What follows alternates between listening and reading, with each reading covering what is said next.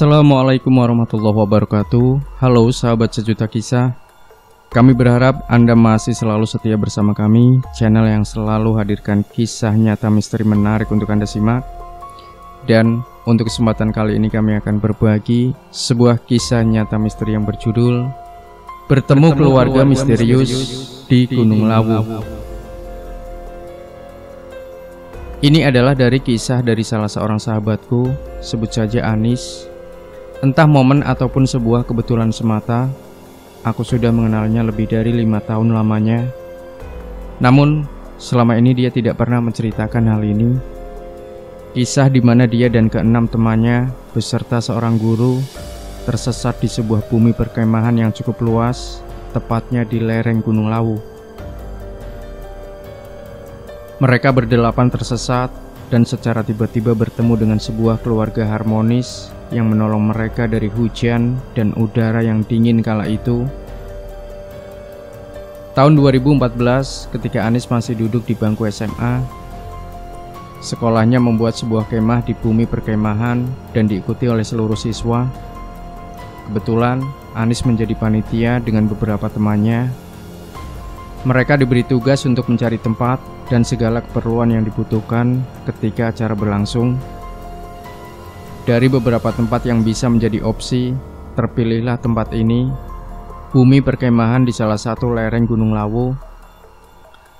Letak bumi perkemahan ini bisa dibilang berada di desa yang padat penduduk, dengan alam yang masih asri, dan disuguhi hamparan sawah yang luas, dan pemandangan di atas gunung pada umumnya, ditambah kesejukan yang bisa dirasakan ketika berada di sana.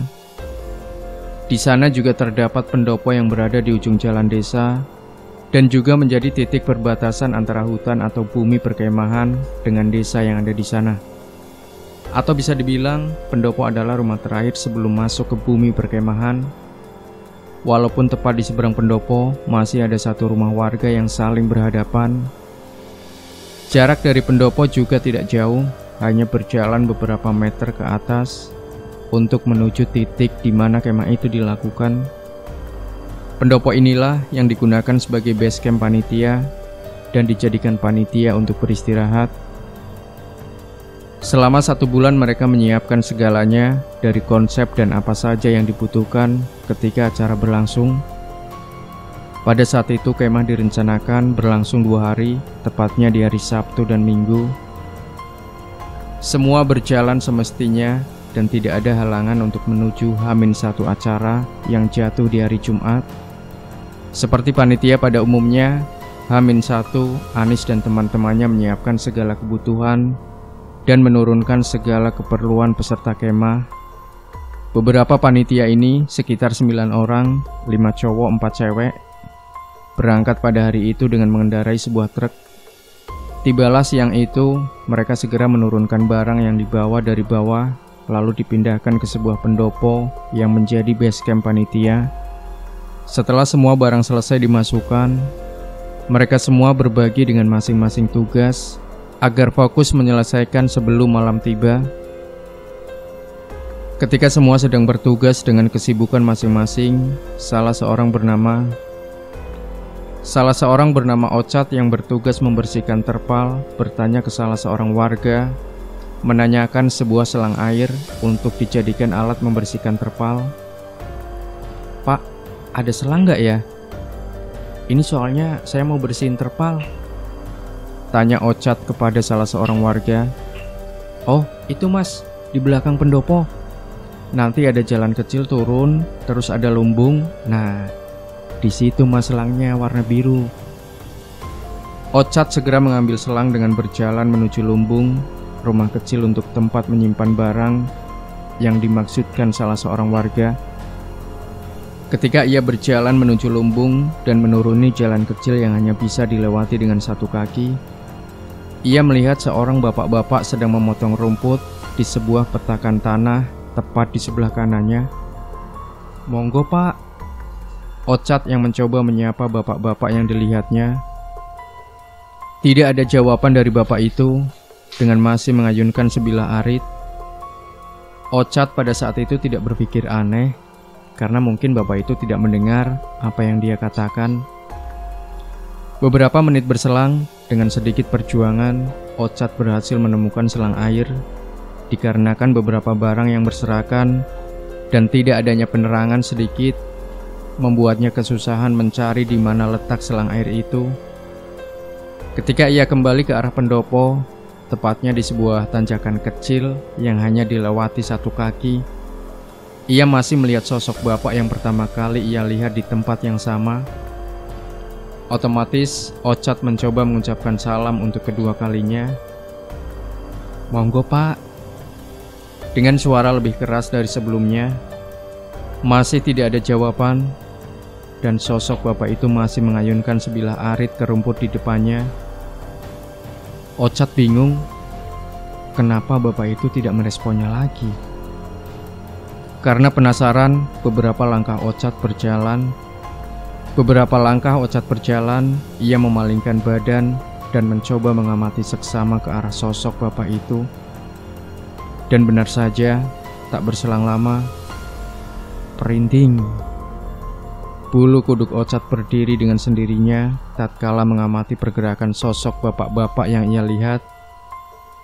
Di situ Ocat tersadar bahwa sosok bapak-bapak yang dilihatnya itu tidak berpindah tempat dengan posisi yang sama dan gerakan yang selalu sama dari pertama ia lihat hingga kembali dari mengambil selang air.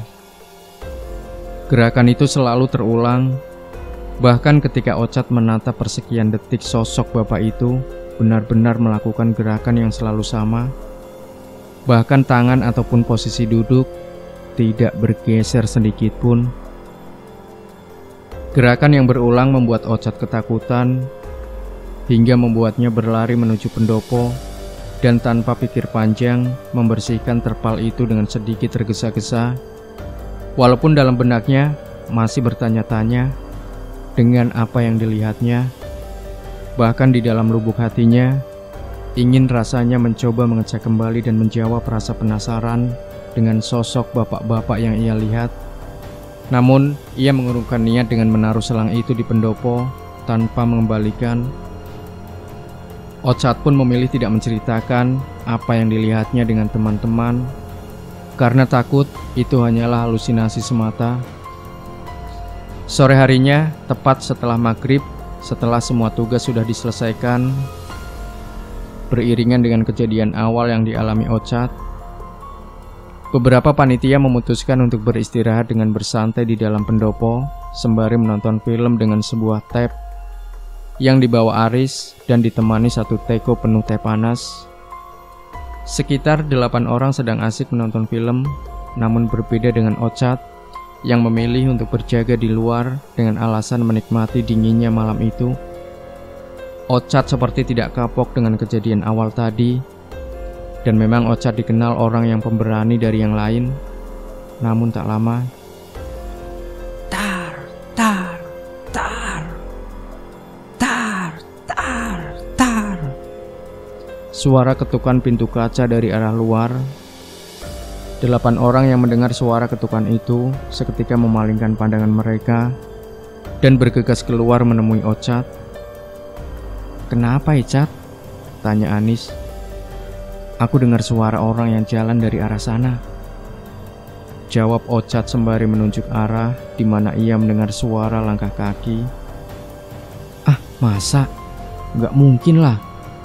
Ini kan rumah terakhir," jelas Anis dengan raut muka seperti tidak percaya dengan apa yang dikatakan Ocat. Bukan hanya Anis, 7 orang lain sempat tidak percaya dengan kesaksian Ocat. Apalagi pendopo itu termasuk rumah terakhir sebelum menuju arah bumi perkemahan dan arah di mana Ocat mendengar langkah kaki dari sebelah kiri, di mana arah itu adalah arah menuju bumi perkemahan. Ocat mencoba meyakinkan dan menyuruh teman-teman lain untuk diam beberapa saat, dan ternyata apa yang dikatakan Ocat benar adanya. Ocat, Anis, dan ke-7 orang lain mendengar suara langkah kaki seperti diseret, bergesekan dengan tanah. Srek, srek, srek. Suara langkah kaki itu benar-benar jelas terdengar. Bahkan semuanya mendengar arah dari sumber suara yang memang tidak jauh dari pendopo. Anis dan yang lain mencoba mengecek dari mana sumber suara itu, namun tidak melihat apapun yang membuat suara itu timbul. Bahkan Ocat sempat mengelilingi pagar pendopo dan tidak melihat orang ataupun hewan di sekeliling pendopo. Padahal suara itu masih terdengar jelas ketika mereka mencoba mengecek sumber suara. Srek, srek, srek. Suara itu terus terdengar dan semakin mendekat ke arah pendopo. Wah, nggak bener ini. Udah, kita masuk aja, ucap Ocat karena merasa ada hal janggal dari suara itu. Bahkan ia sempat menghubungkan dengan sosok bapak-bapak yang dilihat sebelumnya. Akhirnya, karena takut ada hal yang tidak diinginkan, mereka memutuskan untuk masuk ke dalam pendopo. Apalagi seorang Ocat yang sebenarnya sudah mengalami hal janggal untuk yang kedua kalinya. Ketika mereka mencoba berpikir positif dan berlindung di dalam pendopo, tiba-tiba timbul obrolan dari seorang Ocat yang dimana ia masih penasaran dan sesekali melihat ke arah luar dari balik pintu kayu yang bagian atasnya terdapat sebuah kaca. Ocat menyeletuk bahwa ia merasa melihat seseorang yang duduk di seberang pendopo, tepatnya di sebuah rumah yang terdapat kaca besar menembus ke dalam. Dari penglihatan matanya, di dalam rumah itu terlihat seseorang yang duduk bersender sebuah kursi dan selalu menatap ke arah pendopo. Mungkin jiwa muda mereka membuat kejanggalan awal bukanlah apa-apa. Anis, Ocat, dan kedua temannya memutuskan keluar pendopo untuk menikmati sebatang dua batang rokok, sembari sesekali melihat ke arah rumah itu. Anis, Ocat, dan kedua temannya melihat dengan jelas sosok manusia yang duduk di dalam rumah tersebut. Bahkan ketika mereka mulai tertidur dan bangun untuk sholat subuh, mereka masih melihat sosok itu dengan jelas. Anis sempat bertanya-tanya, dan logika Anis berkata tidak mungkin ada orang yang duduk bersender dari malam hingga pagi hari dengan posisi yang sama dan tidak berpindah sama sekali. Pagi harinya, ketika mentari sudah memunculkan sinarnya, Anis yang penuh tanda tanya mencoba mengecek rumah, dan ternyata kursi yang digunakan bersender oleh sosok manusia yang dilihat semalam hilang entah kemana. Tidak ada kursi, bahkan rumah itu bisa dibilang rumah kosong. Bukti diperkuat ketika salah seorang warga yang kebetulan lewat mengatakan kepada Anis bahwa rumah yang sedang ia satroni sudah ditinggalkan penghuninya 6 bulan lamanya. Anis yang mendengar penjelasan warga sempat tidak percaya, apalagi yang dilihat semalam benar-benar jelas, sesosok manusia yang duduk di sebuah kursi tepat di belakang sebuah kaca besar. Ya nggak mungkin Thomas, ini kan rumahnya sudah dijual. Yang punya ikut istrinya ke Wonogiri, kok kamu malah ngeyel? Mendengar penjelasan warga, sontak Anis bertambah bingung. Karena semalam bukan hanya dia yang melihat sosok itu, bahkan ketiga temannya yang lain juga melihat. Ocat yang melihat Anis bercakap dengan salah seorang warga sempat menanyakan sekembalinya Anis dari arah rumah. Namun Anis lebih berbohong kepada Ocat. Anis berkata bahwa sosok manusia yang ada di dalam rumah itu adalah pemilik rumah yang memang sering duduk di kursi itu dari malam hingga pagi hari.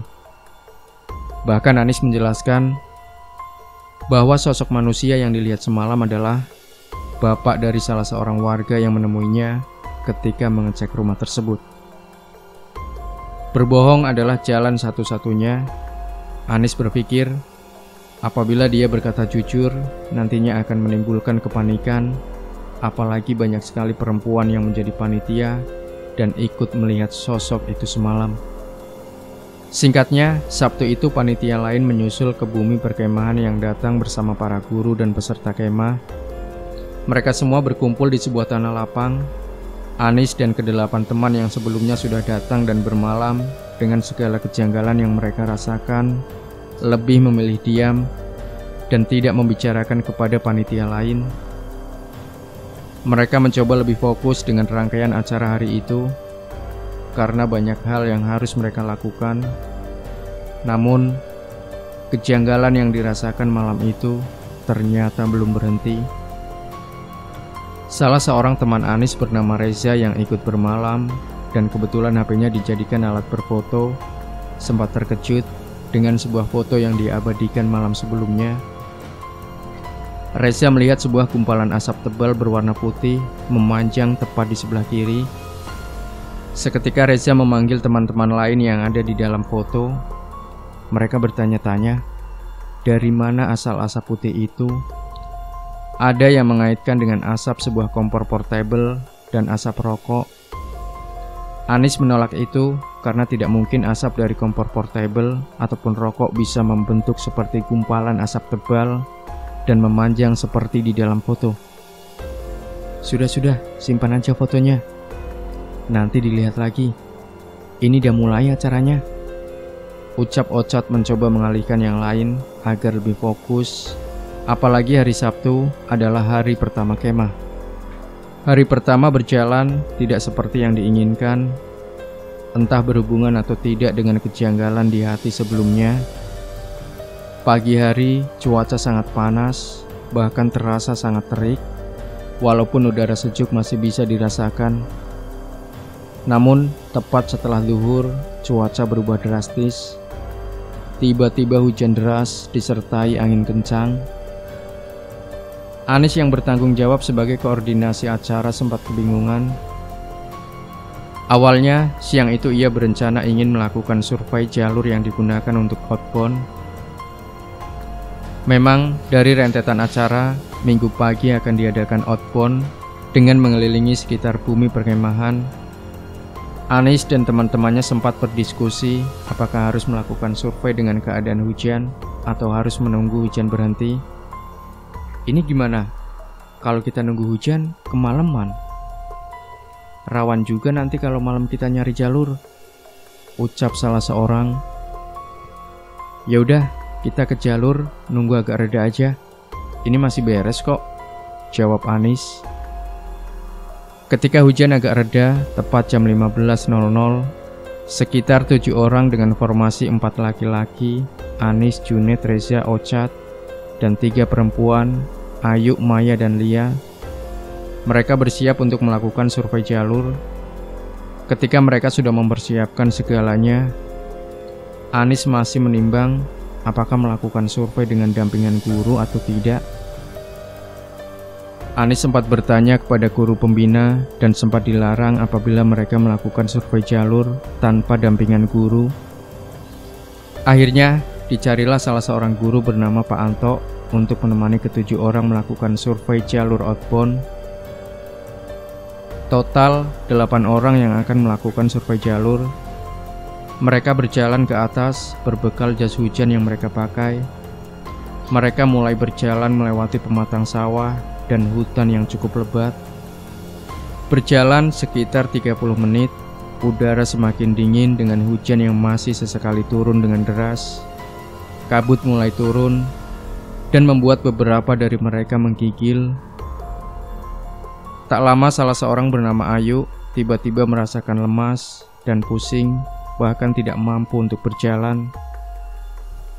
Pak Anto yang tidak tega melihat Ayu meminta Anis menghubungi panitia yang ada di base camp dengan sebuah HT untuk membawakan sebuah tandu guna mengevakuasi Ayu turun dan membawakan HT baru karena HT yang dibawa saat itu tidak bisa bertahan lama dengan daya baterai yang tersisa. Datanglah 5 orang untuk menjemput Ayu. Ketika mereka sudah menaikkan Ayu ke tandu dan bersiap turun, ada yang gantiin Ayu dong. Kamu aja Yun, biar nggak ganjil, ucap Junet yang meminta Yuni menggantikan Ayu. Yuni mengiyakan dan menggantikan Ayu melanjutkan survei jalur pada hari itu. Waktu terus berjalan, hari semakin gelap, ditambah cahaya matahari yang tertutup awan mendung. Mereka tersadar tidak membawa senter sebagai sumber cahaya waktu itu. Bahkan GPS atau maps yang seharusnya mereka bawa tertinggal di base camp. Dari awal, dalam pemikiran mereka, jalur yang akan mereka lewati tidak jauh dan tidak memakan waktu yang lama, mereka tidak berpikir apa yang sebenarnya akan ada di depan mereka. Walaupun sebenarnya Anis dan beberapa panitia sudah melakukan survei seminggu sebelumnya, namun dengan kondisi yang berbeda, ditambah Ayu yang ketika itu sakit, membuat waktu mereka terbuang untuk menunggu evakuasi dari bawah. Singkat cerita, mereka tetap berusaha untuk melanjutkan pencarian jalur dan akhirnya menemukan beberapa tempat yang dirasa cocok untuk outbound. Mereka menandai semua tempat dengan batu dan tongkat agar mudah mengingat. Dan memang di setiap perjalanan yang mereka lewati, selalu menandai dengan rafia dan tanda panah ketika menemui persimpangan jalan. Namun saat itu, Anis dan Ochot merasa bahwa jalur yang mereka lewati bersama yang lain agak berbeda dari seminggu yang lalu ketika melakukan survei. Anis dan Ochot mencoba berpikir positif bahwa jalur yang mereka lewati adalah jalur yang sebenarnya, hanya nampak berbeda karena kondisi jalur yang gelap.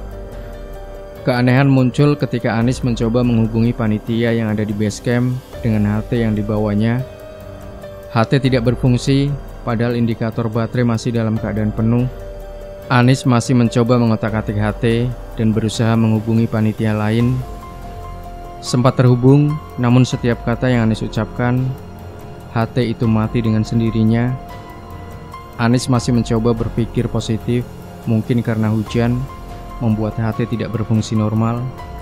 Apalagi posisi di tengah hutan membuat HT tidak bisa menangkap sinyal secara sempurna.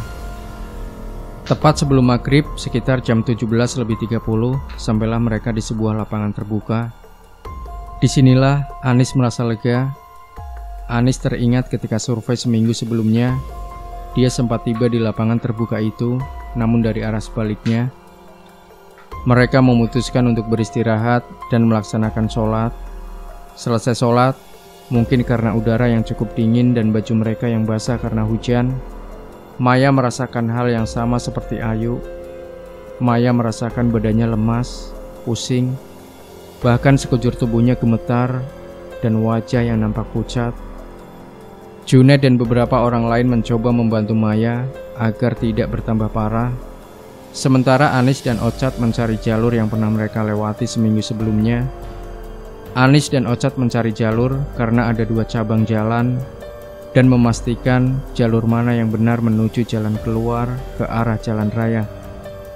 Anis berdiskusi dengan Ochot untuk meyakinkan jalur mana yang benar.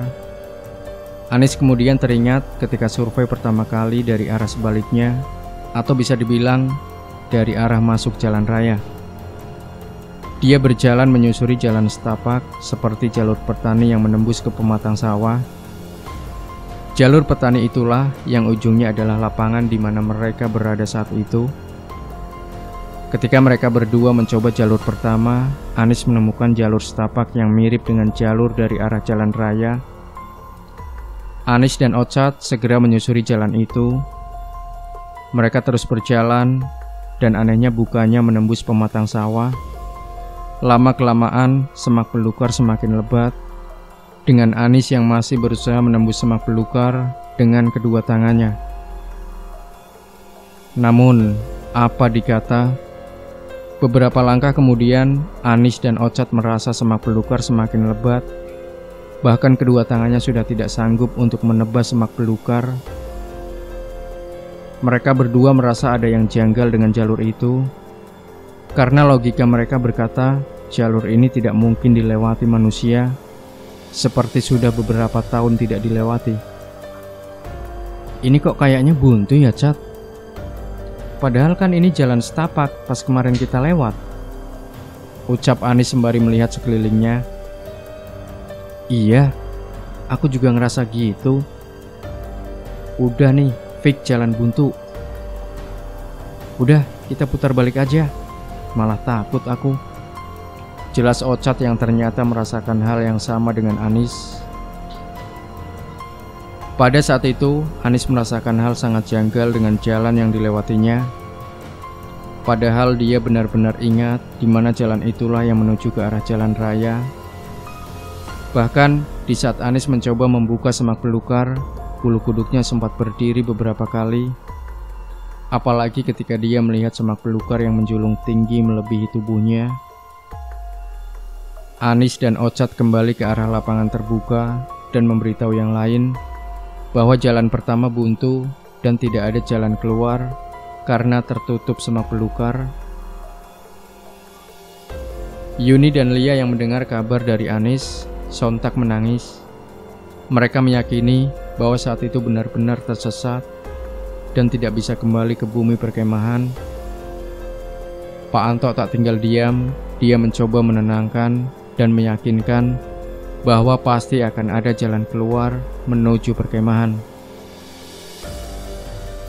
Bingung dan takut itulah yang dirasakan Anis saat itu, karena jalan yang ia yakini menuju jalan keluar ternyata hanyalah jalan buntu. Apalagi HT yang ia bawa sudah benar-benar tidak berfungsi, yang sebenarnya berguna menghubungi panitia lain untuk meminta petunjuk jalan. Mereka sempat berdiskusi antara kembali ke jalur sebelumnya atau memilih jalur kedua. Akhirnya Pak Anto memutuskan untuk berjalan menyusuri jalur kedua dengan pertimbangan apabila melewati jalur sebelumnya akan memakan waktu yang cukup lama. Udah, kita lewat jalur mobil aja. Cuma itu jalannya ke arah bawah. Jelas Pak Anto mencoba menenangkan yang lain. Memang di jalur kedua dianggap sebagai jalur mobil karena mereka melihat bekas galian dan mobil dan adanya dua jalan beton yang di tengahnya terbelah oleh tanah yang dipenuhi rerumputan. Tetapi jalur ini bukan jalan menuju bumi perkemahan, melainkan jalan yang menembus ke desa lain. Dan dari 8 orang, belum pernah ada yang melewati jalur ini. Anis dan yang lain mengiyakan pilihan Pak Anto.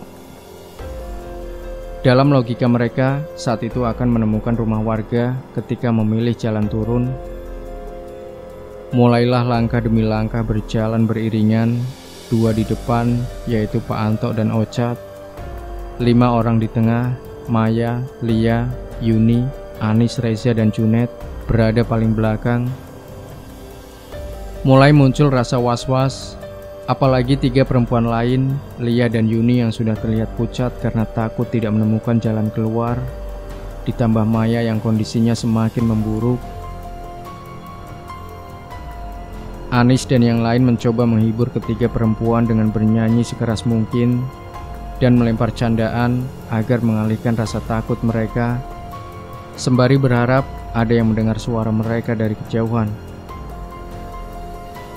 Berjalan sekitar 30 menit dengan nyanyian dan candaan yang selalu mereka lontarkan.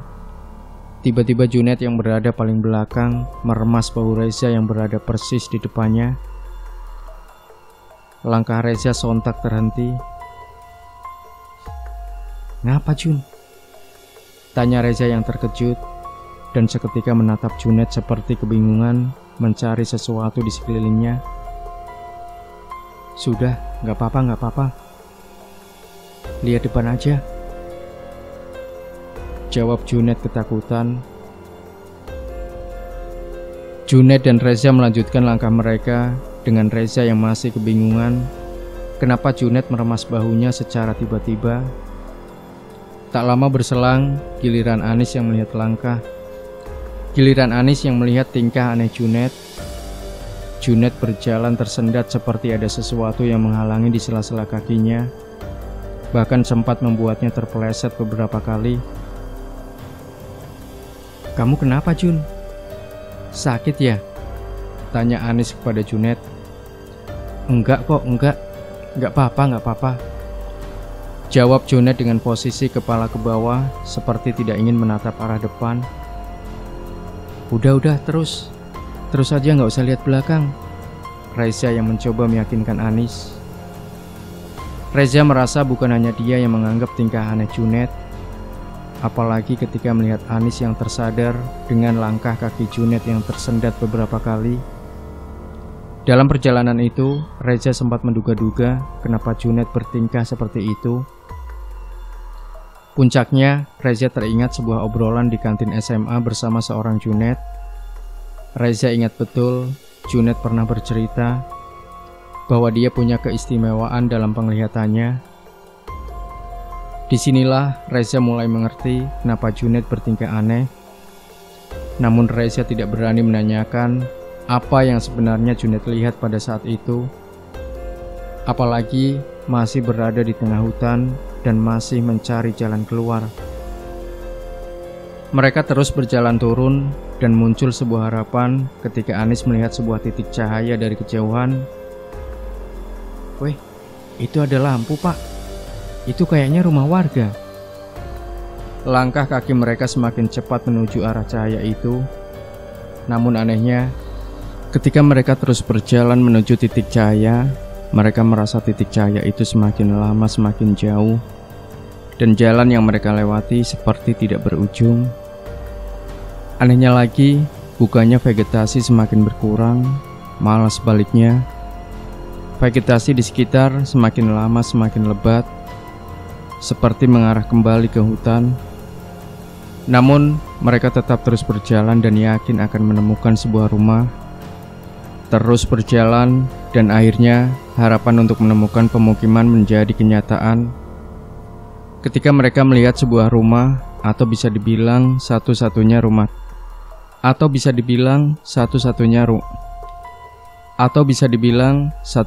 rumah tepat di mana mereka bertemu dengan sebuah jalan bercabang.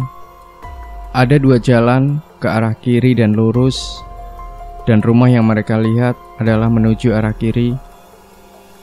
Tanpa pikir panjang, mereka langsung mengambil jalur kiri untuk menuju arah rumah itu. Dengan melihat kondisi mereka yang sudah lelah dan baju yang lembab karena hujan sepanjang perjalanan, Pak Anto berinisiatif untuk mengetuk rumah dengan tujuan meminta air dan meminta izin beristirahat sejenak di rumah tersebut. Lega menemukan sebuah rumah setelah berjalan tak tentu arah dan kejanggalan-kejanggalan yang dialami. Akhirnya mereka bisa mengistirahatkan badan dan bisa membersihkan badan sembari membuang hajat yang sudah mereka tahan beberapa jam. Akan tetapi, disinilah sebenarnya puncak dari perjalanan mereka. Diketuklah pintu rumah itu. Tak lama keluarlah seorang ibu-ibu berkerudung, berperawakan kurus dengan menggendong seorang bayi, dan dua anak kecil yang mengikuti sang ibu dari dalam rumah. Semua terlihat normal dan tanpa keanehan apapun. Dari bentuk rumah terlihat normal, bahkan hampir mirip rumah biasanya. Dari perawakan sosok ibu sang pemilik rumah juga benar-benar biasa saja, karena tidak ada rasa curiga sedikit pun pada saat itu. Hanya saja, rumah itu memang berada agak jauh dari pemukiman padat di bawahnya. Rumah itu berada di batas vegetasi, dan rumah itu adalah rumah satu-satunya yang berada di sana. Pak Anto menemui sang ibu dan menjelaskan bahwa mereka sempat tersesat dan meminta izin untuk beristirahat sejenak. Sang ibu mempersilahkan dan mereka semua duduk di teras rumah, terkecuali Junet yang duduk terpisah dan menjauh dari yang lain.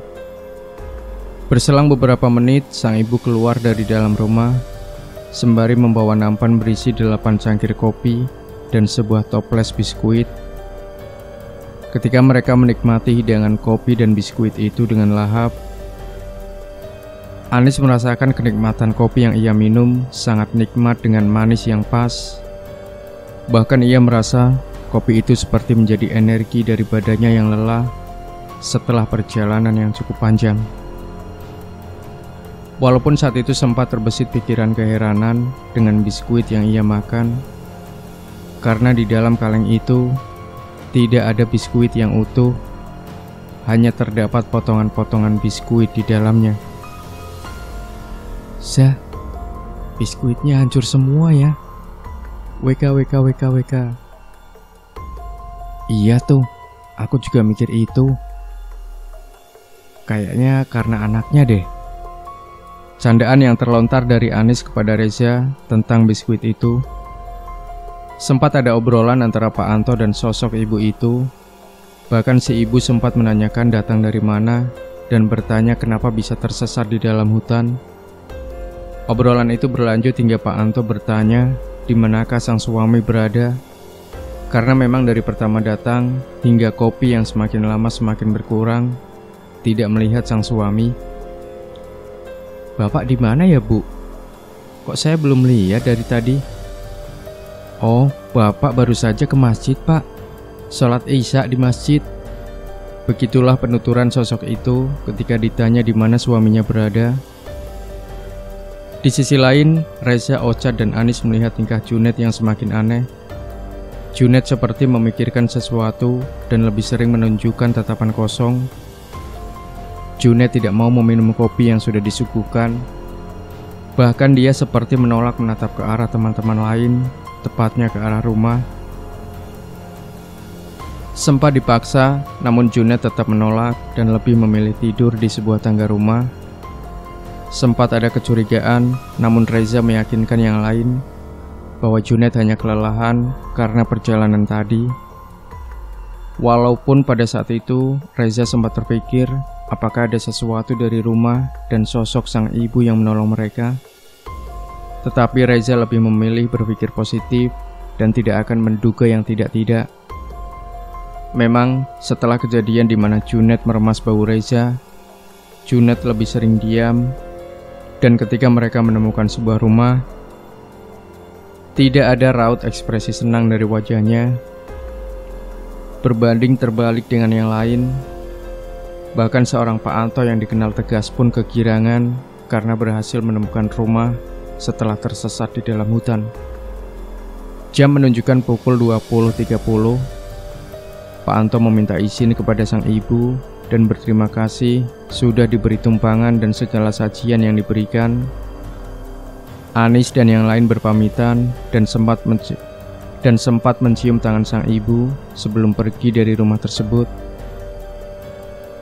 Nek, bangun, ayo pulang." Reza mencoba membangunkan Junet yang tertidur pulas di sebuah tangga rumah. Reza heran dengan tingkah Junet. Junet yang seketika terbangun dari tidurnya tidak mau berpamitan dengan sang ibu. Junet memilih langsung pergi dan tidak mau melihat ke arah rumah sama sekali. Bahkan dia meninggalkan secangkir kopi yang masih utuh. Walaupun Anis yang melihat kopi Junet langsung meminum habis kopi itu tanpa tersisa sedikit pun. Mereka berpamitan dan berjalan menuju pemukiman dengan menyusuri jalan setapak. Energi yang semula hilang sudah terisi dan kebahagiaan menyelimuti mereka semua. Berjalan beberapa meter, mereka berpapasan dengan seorang bapak-bapak yang mengarah menuju rumah sang ibu. "Monggo, Pak. Monggo." Di situ, beberapa dari mereka sempat berpikir bahwa bapak-bapak itu adalah suami dari sang ibu.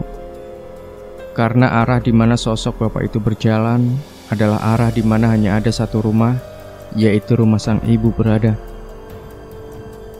Berjalan langkah demi langkah, Ochad yang berada paling belakang sempat terkejut melihat sebuah lumbung yang mirip dengan lumbung di belakang pendopo base camp. Saat itu, Ochad melihat dengan jelas lumbung yang hampir sama. Namun anehnya, di depan lumbung terdapat topeng berwujud leak dengan taring dan hiasan bulu yang panjang. Bukan hanya satu topeng, namun terdapat puluhan topeng berjejer di lumbung itu. Ochad yang berada paling belakang kebingungan. Dia melihat teman-teman yang lain seperti tidak melihat lumbung itu. Bahkan menoleh pun tidak sama sekali. Ketika dia berhenti sepersekian detik untuk mengamati lumbung, dia ditegur oleh Pak Anto karena menghentikan langkahnya. Ketika mereka sudah memasuki menuju pemukiman, Anis teringat dengan HT yang sudah tidak berfungsi di perjalanan tadi. Anis mencoba menyalakan HT, dan betapa kagetnya, HT berfungsi dengan normal, tidak ada gangguan sedikit pun. Bahkan saat itu, Anis berhasil menghubungi panitia yang ada di base camp dan meminta jemputan tepat di sebuah jalan besar. Aris bertanya-tanya, kenapa HT tiba-tiba berfungsi? Padahal saat perjalanan, HT tidak bisa dihidupkan. Sudahlah. yang penting sampai base camp." Begitulah kalimat yang bisa diungkapkan saat itu. Singkat cerita, 7 orang yaitu Anis, Ochad, Junet, Reza, Yuni, Maya, dan Lia diberikan kelonggaran untuk tidak ikut acara hari kedua. Mereka diminta beristirahat karena tenaga yang cukup terkuras di hari sebelumnya. Siang harinya, Anis yang sudah turun dari pemukiman terkejut mendengar kabar Yuni, Maya, dan Lia. Air matanya pecah hingga membuat Maya hampir jatuh pingsan. Anis mencoba menanyakan apa yang sebenarnya terjadi.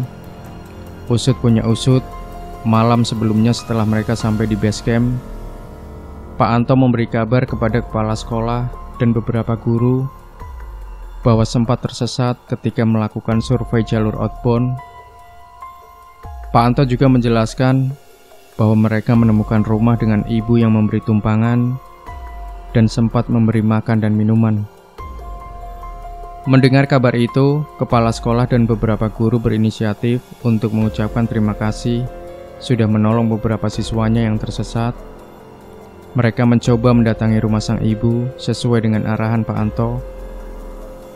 Setelah mencoba mendatangi rumah sang ibu, kepala sekolah dan beberapa guru mendatangi bumi perkemahan dan kebetulan bertemu dengan Yuni, Maya, Lia, dan Pak Anto yang sedang berkumpul di pendopo. Disitulah muncul sebuah pertanyaan besar. "Pak Anto yakin ketemu rumah sama ibu yang diceritain semalam?" tanya salah seorang guru. "Yakin, Pak. Kita kemarin ketemu sama rumah.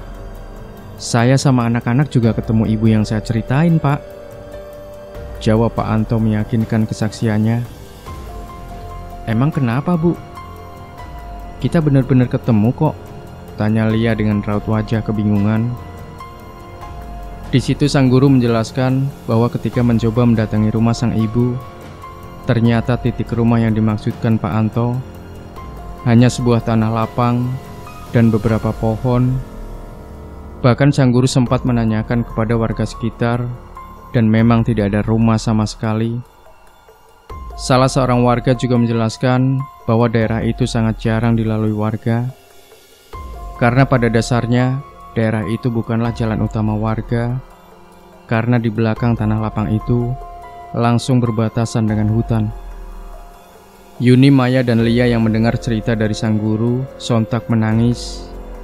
Bahkan Maya sangat histeris karena tidak menyangka jika apa yang dilihatnya bukanlah sesuatu yang nyata. Pak Anto yang tidak percaya kemudian kembali lagi ke rumah yang ia satroni malam itu. Ketika berjalan dengan jalan yang sama malam itu, ketidakpercayaan Pak Anto seketika buyar ketika titik di mana rumah itu berada benar-benar hanya sebuah tanah lapang. Pak Anto sempat syok dengan apa yang dilihatnya. Namun Pak Anto mencoba mencari informasi tentang rumah sang ibu. Ternyata pernah ada cerita di mana seorang ustadz diminta untuk mengisi pengajian oleh seorang ibu-ibu di titik alamat yang sama. Saat sang ustadz mendatangi rumah itu, sesampainya di sana, sang ustadz hanya menemui sebuah tanah lapang. Berjalan beberapa hari setelah kemah dilakukan, cerita tentang rumah dari ibu misterius menjadi bahan pembicaraan di kalangan semua siswa. Anis, Ochad, Reza yang langsung mengalami hal itu masih antara percaya dan tidak percaya, karena apa yang mereka lihat dan apa yang mereka makan benar-benar nyata. Yuni, Maya, dan Lia bahkan tidak mau berkomentar apapun saat itu karena takut dan trauma dengan apa yang mereka alami. Namun Reza dan Ochad yang memang paling dekat dengan Junet sempat menanyakan kepada Junet yang memang punya kelebihan. Dari pembicaraan mereka berdua, Junet tidak mau membicarakan soal rumah dan ibu yang mereka temui saat itu. Junet berkata bahwa dari awal perjalanan memang terasa aneh. Apalagi setelah Ayu sakit, perjalanan terasa berbeda dengan cuaca yang ekstrim dan jalan yang nampak berbeda. Junet juga bercerita ketika dia meremas tangan Reza. Junet melihat sosok leak besar berwarna hitam yang sempat lewat di depannya, yang membuat badannya agak oleng dan sempat terjatuh. hingga meremas tangan Reza. Sosok leak ini sama dengan topeng yang dilihat Ochard di lumbung sepulangnya dari rumah sang ibu. Dan setelah itu, Junet merasa ada sesosok hitam yang selalu mengikutinya dan sempat memberi arah jalan mana yang benar. Ochard dan Reza yang mendengar cerita dari Junet sempat mengaitkan sosok hitam dengan sosok rumah dan ibu yang mereka temui. Tetapi itu hanyalah sebuah dugaan. Dan tak lama berselang, mereka berdua bertemu dengan Anis dan menceritakan semua kesaksian Junet. Anis mempunyai pertanyaan besar dalam benaknya, apalagi setelah mendengar cerita dari Reza dan Ochard.